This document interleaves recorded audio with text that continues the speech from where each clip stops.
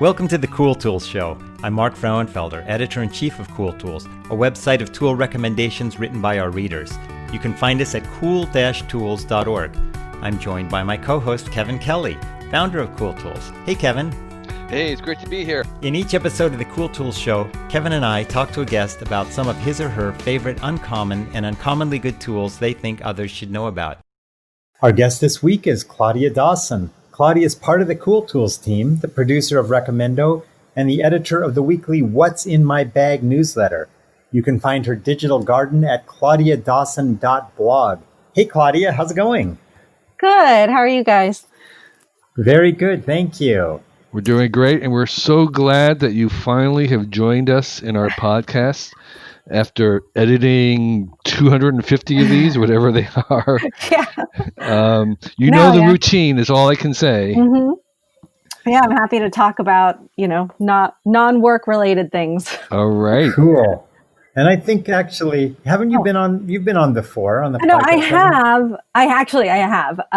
But that was like 100 episodes ago. So. Okay. Wow. I forgot. I'm sorry. That long ago. I think more than 100. I think maybe like 140 episodes ago. Insane. I cannot believe how fast these things go. Wow. Time is flying.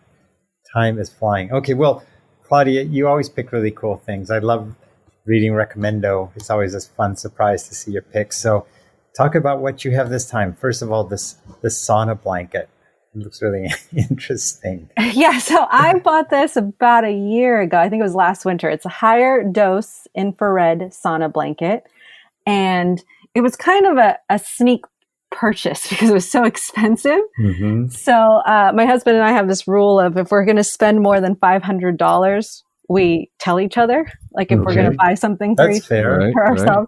So I thought I would buy this first and let him use it.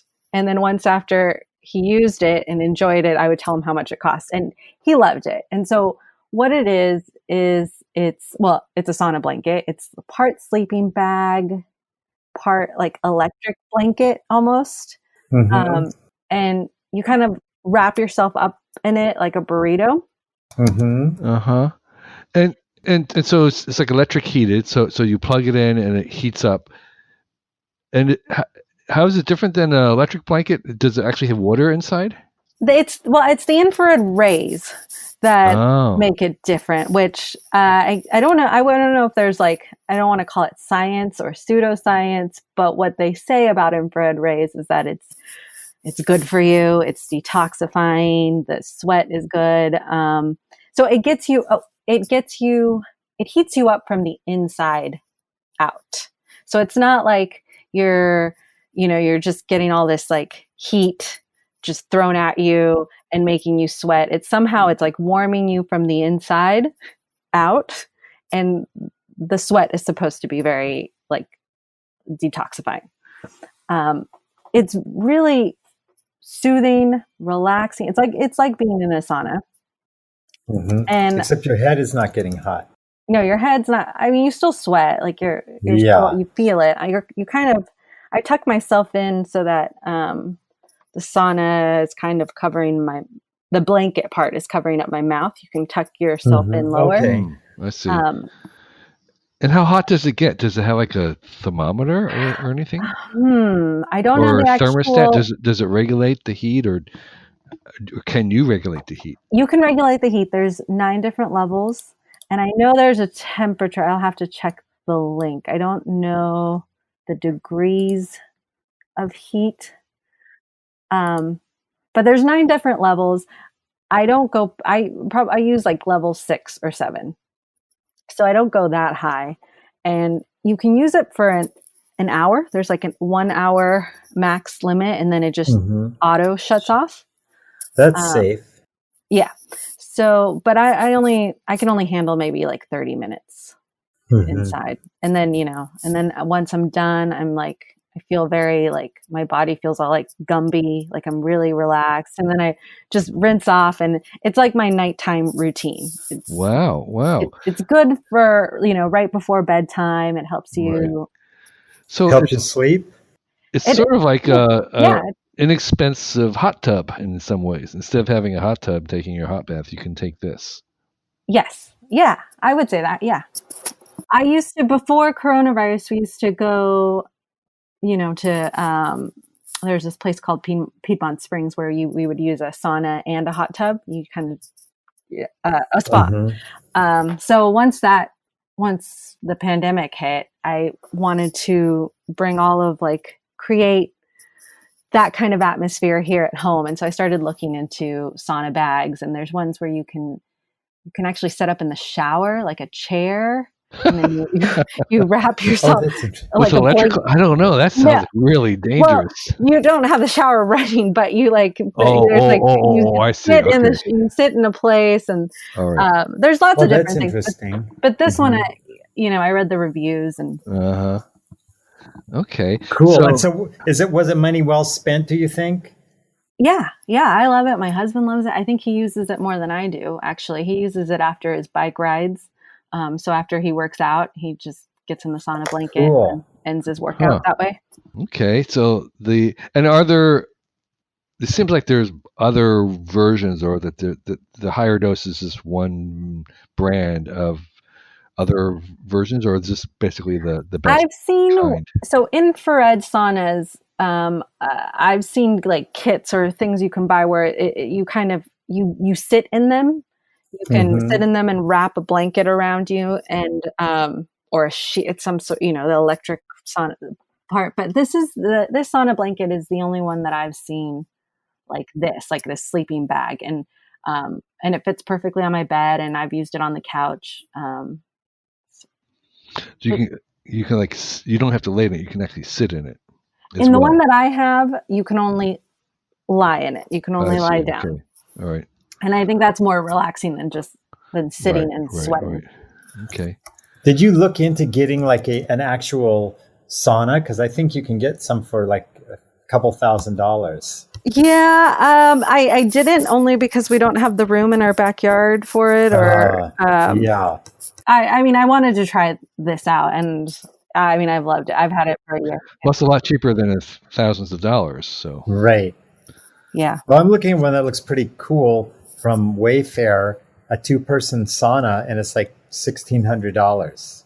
Is that something? How do you set it up? It's an infrared sauna, and you just set it up. I guess you plug it in, but it's like this standalone thing, and it looks like a real sauna. Pretty cool. Oh. Who knows? I think it's like fake wood. It might be plastic. I don't know if you want to be heating. So it's an electric heater. I mean, that's what infrared is. It's a heater with a box. Yeah. Your toaster is infrared, right? Oh wait, it's hemlock wood. So it is made of wood. This one looks pretty cool. Mm-hmm. Yeah. Well, I mean, this is great. The blanket I love because I just roll it up and I put it underneath my bed. I tuck it underneath my bed. So can you put one of those heavy blankets on top so you could do both at once? Like a weighted blanket and a sauna blanket? I think so. You can definitely. So you're not. So this blanket, you're supposed to wear it.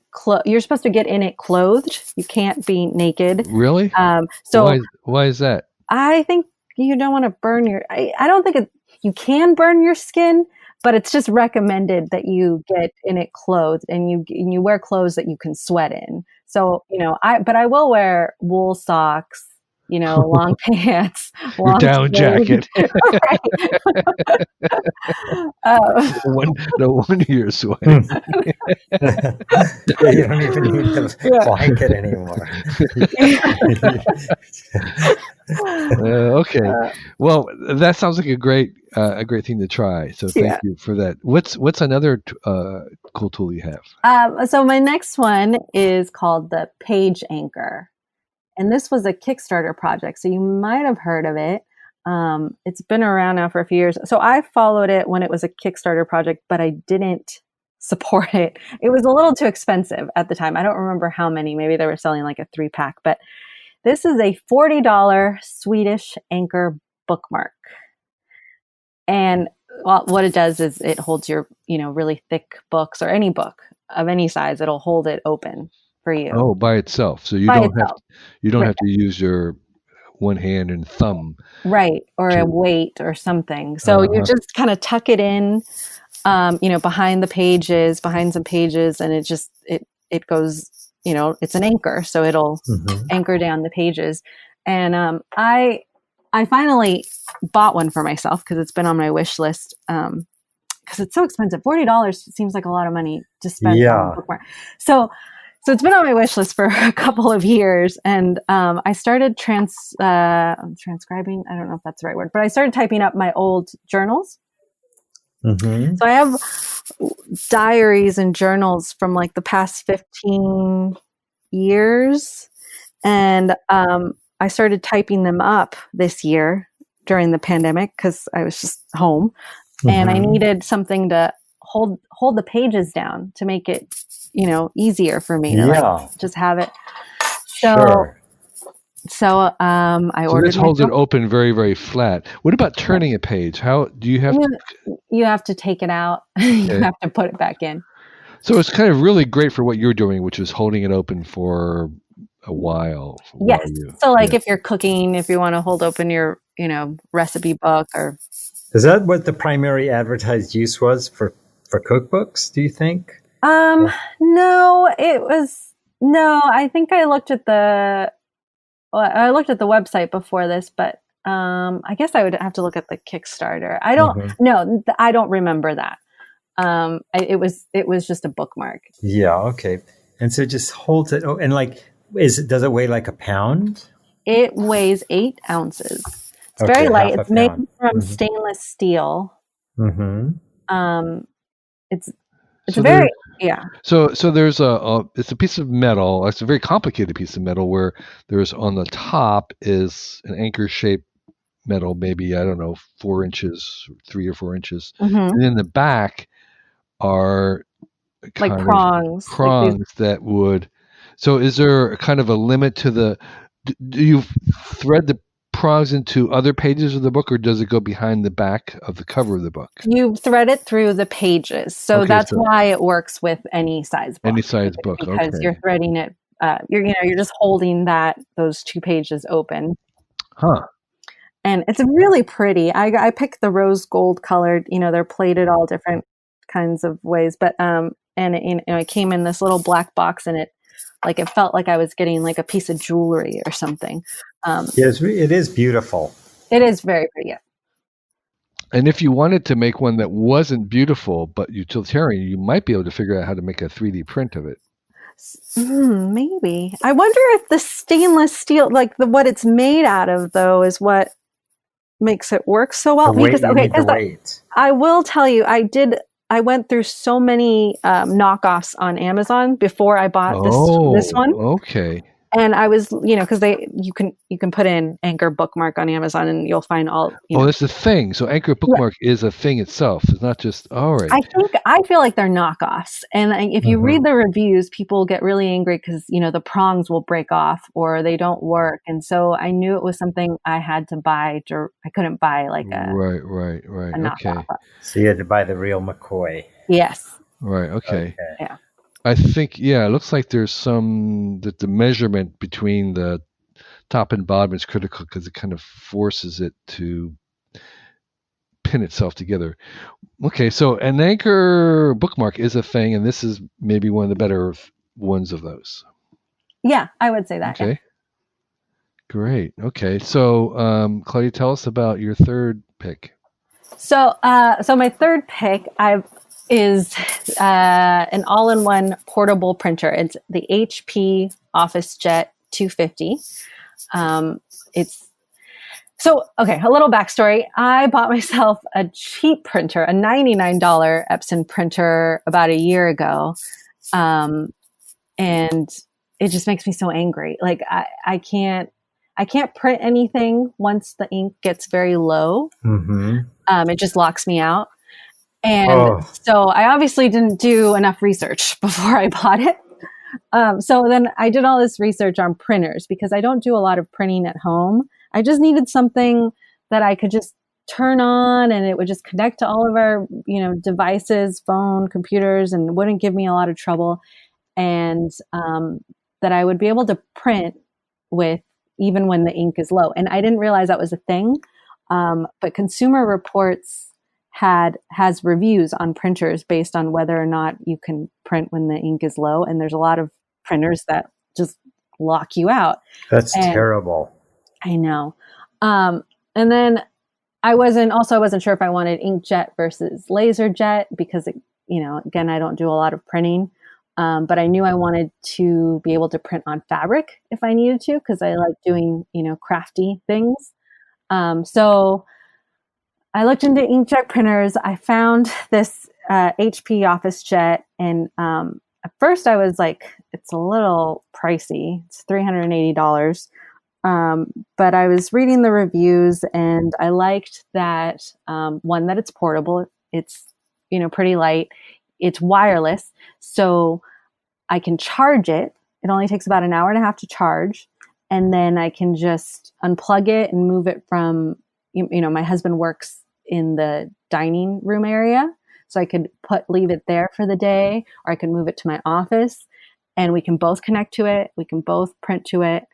And I haven't charged it in weeks, and I've probably only printed out 10 pages in the last few weeks, but it auto shuts off after 30 minutes, so I don't have to worry about the battery draining or the charge draining, and it's just there when I need it, and it's really easy, and it's on my network, so we didn't have to install any drivers or anything. And this is a color. that's good. Is this a color printer? It is a color printer. And it has like a bunch of different cartridges, or you just have one 2. cartridge? I just have the black. I need a black cartridge and I need a color cartridge. And I'm still using the one that came with the printer, but I bought backups. Okay. And hopefully the replacement cartridges are not that expensive, because that seems to be the scam, right? The scam, Yeah. the scheme. Does it take third-party cartridges, or does it have like DRM chips in it? The reviews said that it did not. There were people asking on Amazon, and the answer, I think, is no. No to third-party cartridges. Right. No to third-party cartridges. Okay. All right. I have an old Brother black laser printer, just black toner. And I just buy the third-party toner cartridges for like $8. And I've had it now, I don't know, I've had this thing for 12 or 15 years. I've had to replace the Corona wire thing one time, but because my luck with color inkjet has just been miserable. I hate them. And so I've just vowed never to get another one again. Yeah, I have a Brother black and white too, and I've gone with a third-party cartridges because I printed a big book with, and it prints double-sided, which is really nice. Yeah. So I've moved. I had the same. I mean, inkjet color is always troublesome, fussy, messy. So I went with laser, 3-color, full color laser, are now at almost the same price as inkjet, and that has just been much better because it doesn't get clogged. It's always there. Does it look nice? The output? Yeah, it's great. Oh, that's great. Right, and they're the same cost as inkjet printer. It's $300 or something. You can get good. Color laser. Yeah. So that's really good.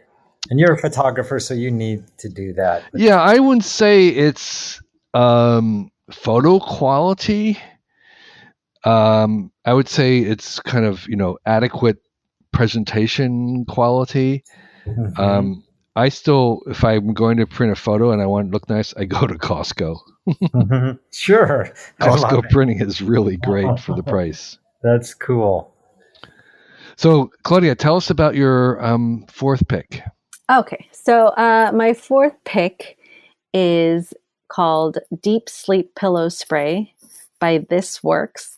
And so first I want to say, I know some people are very sensitive to smells. And so this is definitely not for everyone, but this is like one of those pandemic picks, something I picked up this year during the pandemic, because before the pandemic, my best friend, she was a massage therapist, and I loved going to her for massages. And when I loved the way her massage room smelled. She had lavender everywhere. There's just something about aromatherapy, and lavender is a very relaxing scent. So for me, when I smell it, I instantly get relaxed. So I knew I wanted to, since I'm stuck at home all the time, like, I don't know, get some sort of aromatherapy tools. So I did get an oil diffuser that I use sometimes with a lot of different scents, but this was something that I had been seeing, around people talking about, and I wanted to try it. Oh, and also when I went to Paris, I can't even remember when, I think it was last year, the hotels had pillow sprays that were scented, and I think they were lavender. And so by the bed, I would spray my pillows with these lavender sprays, and I just like the way they smell. And so some people say that it just makes them go to sleep instantly when they use pillow sprays. So I wanted to try it, and this one gets a lot of great reviews. I think it won like best product in a Allure magazine or something. It smells like lavender and chamomile. And my ritual is I spray this on my pillow every night before I go to bed, and I do instantly fall asleep. Cool. Wow. So And so just so I understand, Deep Sleep Pillow Spray, is that just a single fragrance, or is that like a brand that has multiple fragrances? it has a blend. So this is a blend. The one that I have that they're most known for, I think Deep Sleep Pillow Sprays are the most popular scent, and it's a blend of lavender and chamomile, and I'm going to mispronounce this, vetiver. And they have other scents. I think they have like one that's called like really deep sleep or something like that. So there's different levels. And then they have romantic pillow sprays that are supposed to like make you feel make you feel romantic. So I didn't need that. I wanted the deep sleep pillow spray. Okay. And right. I don't know if it's like, psychological, but I know that it's, it's good to have a sleep routine, a nighttime routine. Right. And so deep sleep. Interesting. Okay. I had not heard of pillow spray before, I have to be honest. So I didn't either until I went to Europe, and they had them in the hotels. And then I came back and I started researching them. Pillow sprays. Alrighty. Maybe this will be a whole new genre. There'll be all kind of competing pillow sprays. Maybe even ones with, I don't know, actual sleeping drugs in them. Some of the reviews for the pillow spray were like, I don't know what they put in this thing. I mean, it's kind of, it seems to work for a lot of people. It works for me. Okay. That's wonderful. So, so Claudia, tell us about, there's two different projects you've been working on recently. Tell us about those. So first, we have just released the new Recommendo book, the expanded edition, which is a collection of all of our past recommendos of the past 4 years now. So there's about 1,000 recommendos in there. And let me just add for listeners that Claudia did this book. So she laid it out, prepared the text, did the design of all the pages, put it together, proofed it with other people's help. Basically, she was the production manager and editor of the book, and it's really, really great. It looks great. Thank you. Cool. Yeah. So I'm really excited about that. And my personal project began in September when my father-in-law passed in September. And just very quickly about him, he was just, very gentle, kind person. He was born in Fall River, Massachusetts in 1941. And he had this really great, like rich, deep New England voice, like a voiceover actor. Mm-hmm. And everyone that met him, even, my girlfriends who were at my wedding, who just briefly met him, were just like, he is just the most gentle, sweet person. So it was really sad to lose him. But he was 79 years old. So So when he passed, I was really missing his voice, and I was looking at reading old emails, and then I remembered his Goodreads reviews, because he was a bookworm for sure. Like, he read 2 books a week. Wow. But I didn't know to the extent of how he was reviewing these books. When I came across his Goodreads profile, because we were friends on there, I saw that in the span of 12 years, he had rated like 1,300 books. So he read 1,300 books, and he had Crazy. He reviewed more than 800 of those books, and these are like well written, thoughtful reviews. Even even the books he hated, the ones that were like that he would say like, this is, this book is not worth cracking the cover, or things like even the books he really loathed, he would write out why he hated this book. Right. And as I was reading them, I mean, I heard his voice. I could hear his voice because he had such a memorable voice, and I just thought, like, what an amazing gift he left us. Like, I knew I had to like compile all of these reviews and give them to my family. So I spent many late nights just pulling these reviews from Goodreads and laying them out in InDesign. And I wasn't sure, like how big the book was going to be. So it came out to like 661 pages. And then I was like, well, I don't know how I thought I was going to use a service like, what's that, Book Blurb or something to make copies of, but CreateSpace. Yeah. Yeah. But, so I ended up using KDP, CreateSpace, KDP, right. Because it was just a lot cheaper. Because if I used any other service, I mean, they had like page limits, like 440 page limits. So because we use KDP for our recommendo book and our 4 favorite tools book, it was easy and very cheap. So how much? That's a humongous book. How much would they charge to print 661 page book? Right. So once you upload to KDP, you can order your author copies, and you get them at the printing price. So the printing price for this book is $9. Wow.